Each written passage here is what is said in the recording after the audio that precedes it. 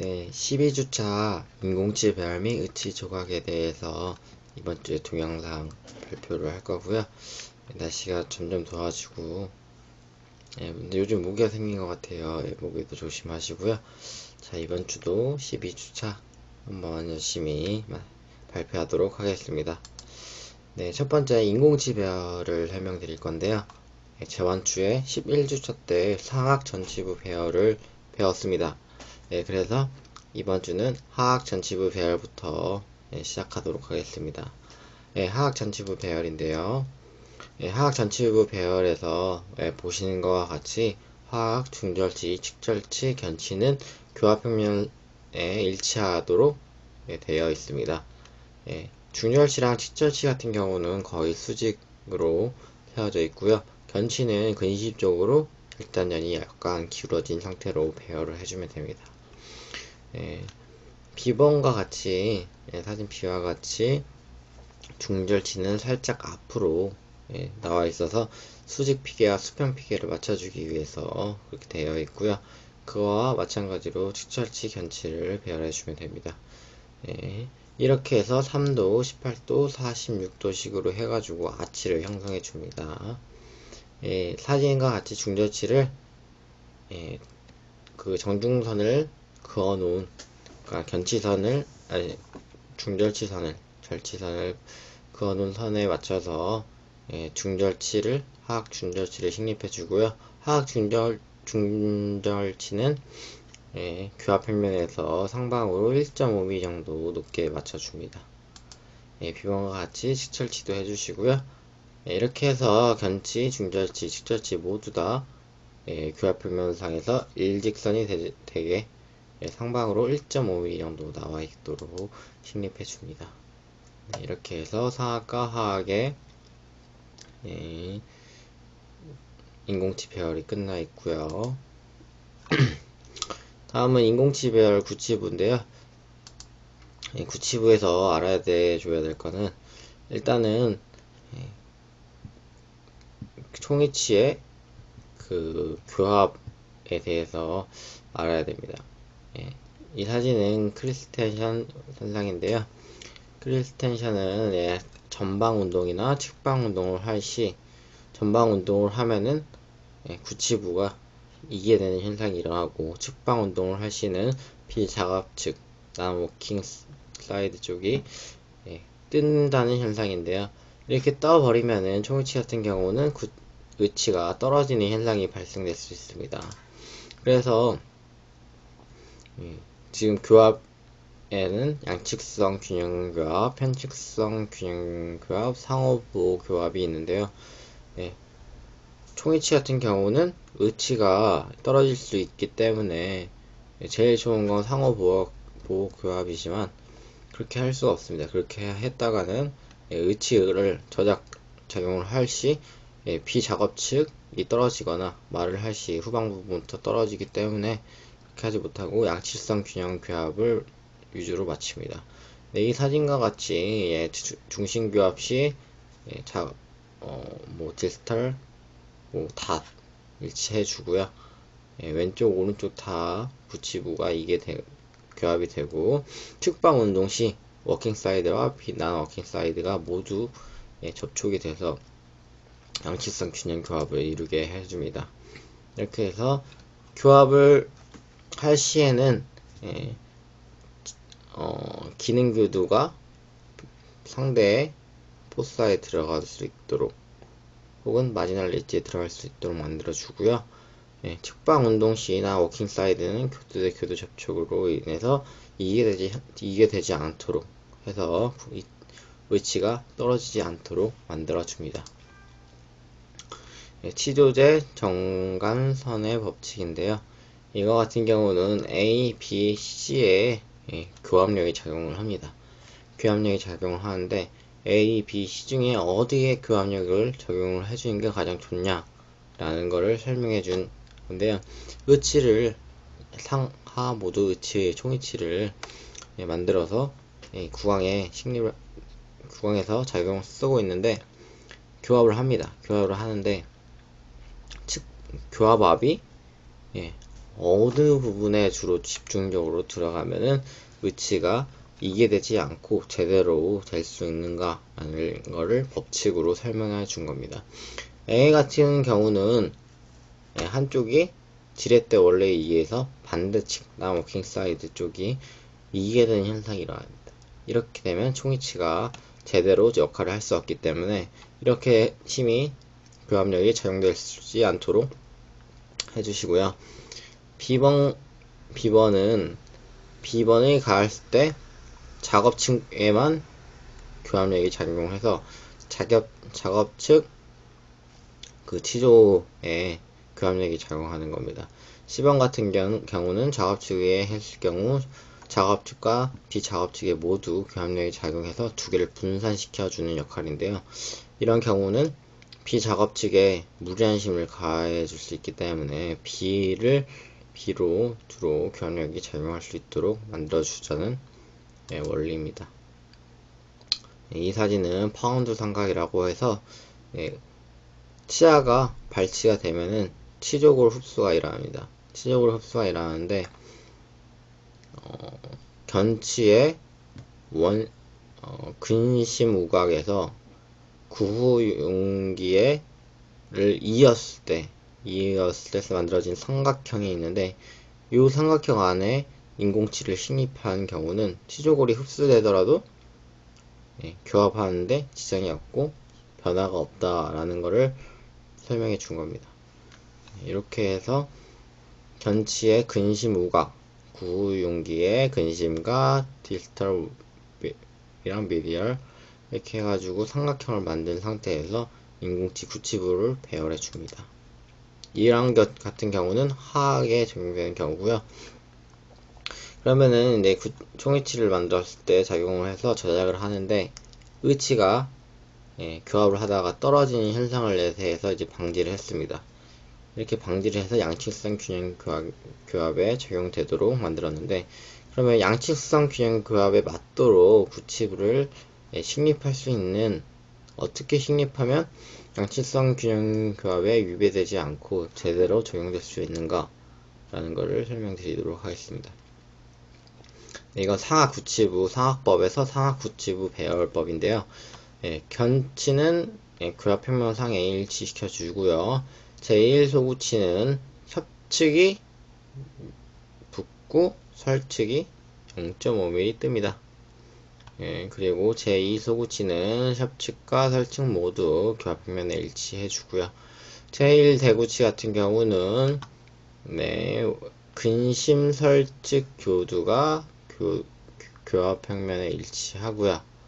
원심 설측 교두는 0.5mm 뜨고요. 그리고 근심 협측 교두도 1mm 뜨고요. 그 다음에 원심 설측 교두, 원심 협측 교두는 근심 협측 교두보다 0.5mm 더 띄워줍니다. 제2대구치 같은 경우는 이것보다 0.5mm씩 더 띄워주면 됩니다.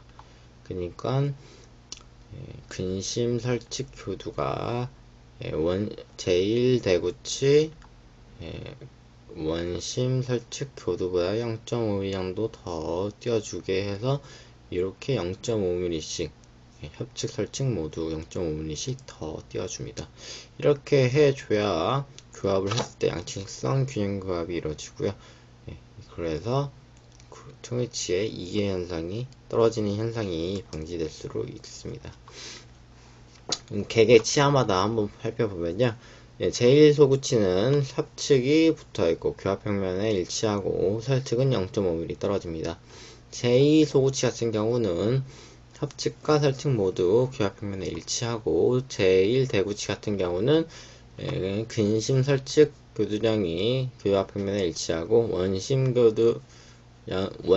설측 교두량은 0.5mm 그리고 근심 협측 교두량은 0.5mm 원심 협측 교두량은 1mm가 떨어집니다. 제2대구치는 이것보다 더 떨어지게 해주고요. 이렇게 해서 상하구치부 배열을 이런 원리에 의해서 식립해 보도록 하겠습니다. 일단 소구치 식립하고 제2 소구치 식립하고요. 파운드 삼각에 일치하도록 식립을 해줍니다. 파운드 삼각은 화학법을 할 때 적용되도록 하면 될 것 같고요. 이렇게 해서 합측과 설측 모두 사이즈에 맞게 떨어뜨리고, 그 다음에 제1 대구치, 제2 대구치 이렇게 해서 모두 식립을 해줍니다.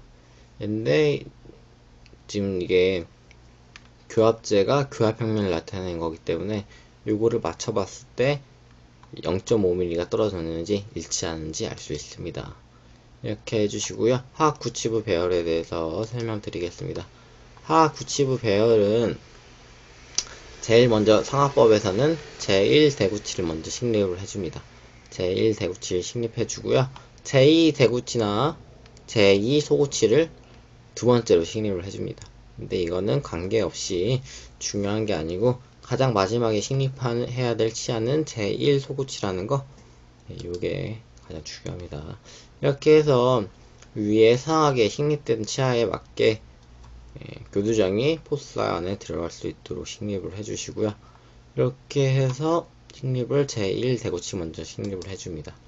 그 다음에 여기서 교과서에서는 제2 대구치를 식립을 해주고요.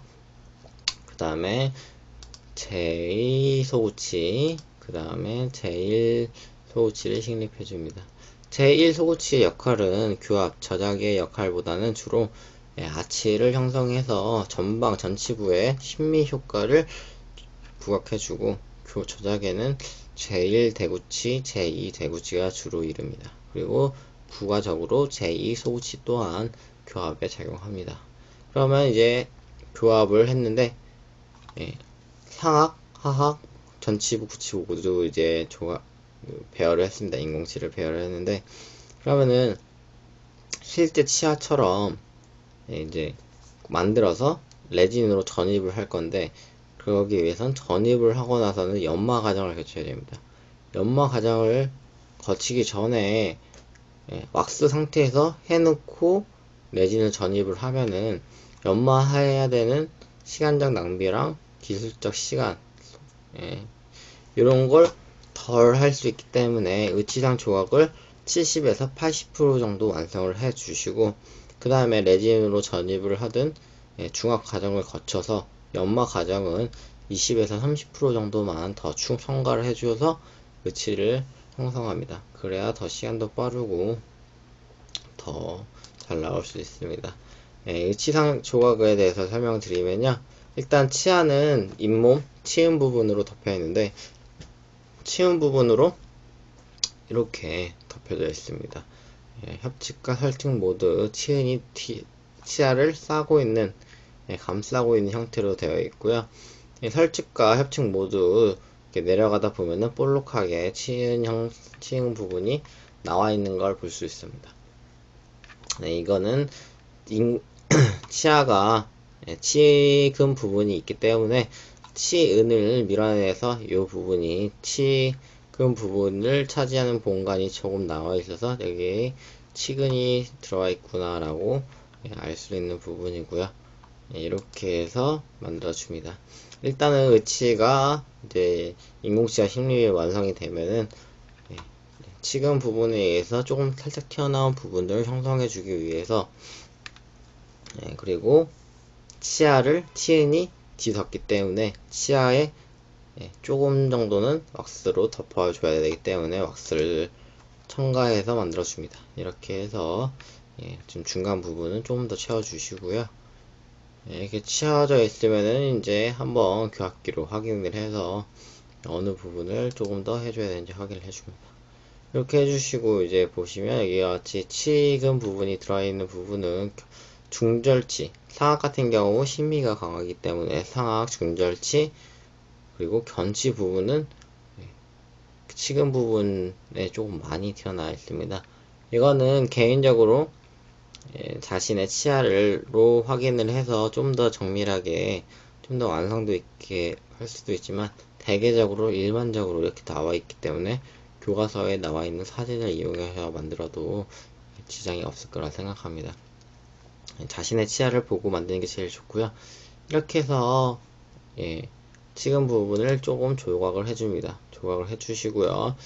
네, 치아와 치아 사이의 엠브레저 역시 자연스럽게 만들어줍니다. 예, 설치 부분은 또 이렇게 깎아주시고요. 예, 그리고 설치 부분에 치음 부분 또한 엠브레저 부분 또한 이렇게 만들어주시고, 그리고 절치 유도, 행국의 주름, 그리고 이렇게 봉합선 역시, 국의 봉합선 역시 자연스럽게 이렇게 만들어줍니다. 예, 그리고 정각이라고 해서 예, 그 치음 부분에도 오돌토돌하게 남아있는 부분이 있는데요. 이것 또한 자연스럽게 나타내주면 훨씬 더 예, 자연스럽고 의치 같지 않은 자연치 같은 의치를 만들어줄 수 있을 거라고 생각합니다. 예, 이상이고요. 예, 이번 주 이제 저희 1학기 얼마 안 남았는데 예, 조금 더 열심히 달려서 예, 완성도 있고 열심히 예, 노력해서 더 많이 알아가는 그런 네, 총이치 시간이 되었으면 좋겠습니다.